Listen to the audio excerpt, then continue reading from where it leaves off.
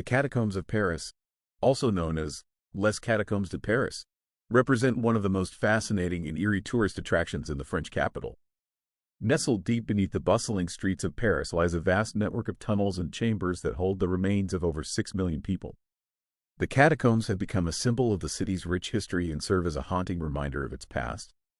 The origins of the Paris catacombs date back to the late 18th century.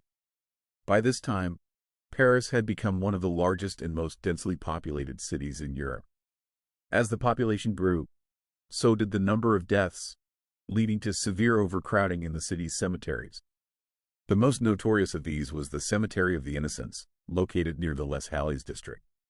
This cemetery had been in use for nearly 1,000 years and had become so overcrowded that the conditions were appalling.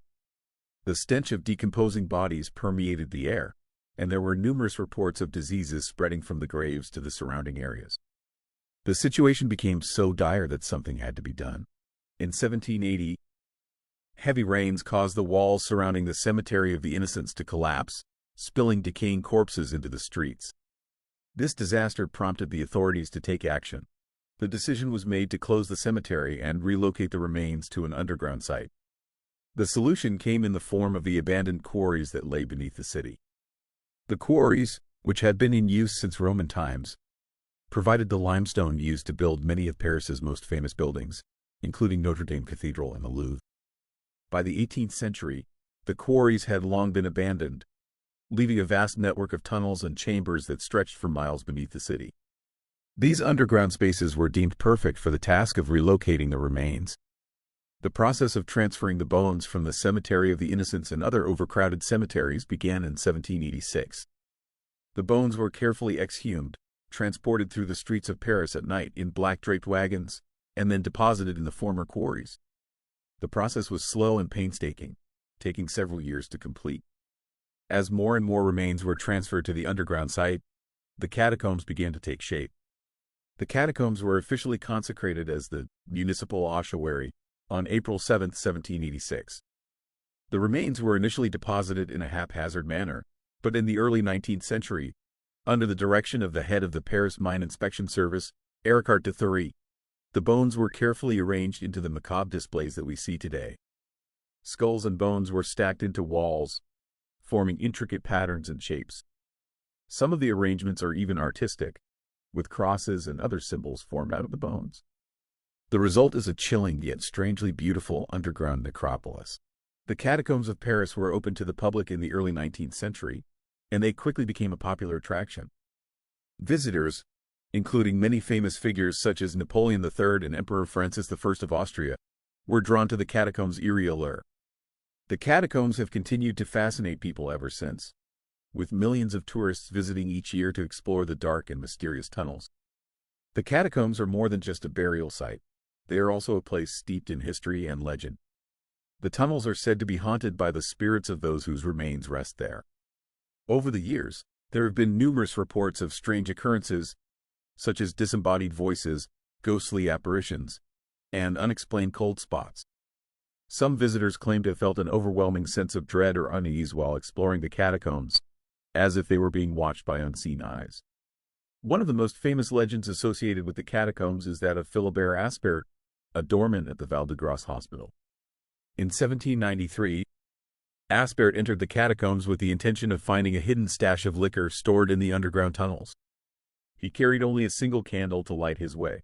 Unfortunately, Aspert became lost in the labyrinthine tunnels and was never seen alive again. His body was discovered 11 years later by a group of cataphiles, urban explorers of the catacombs.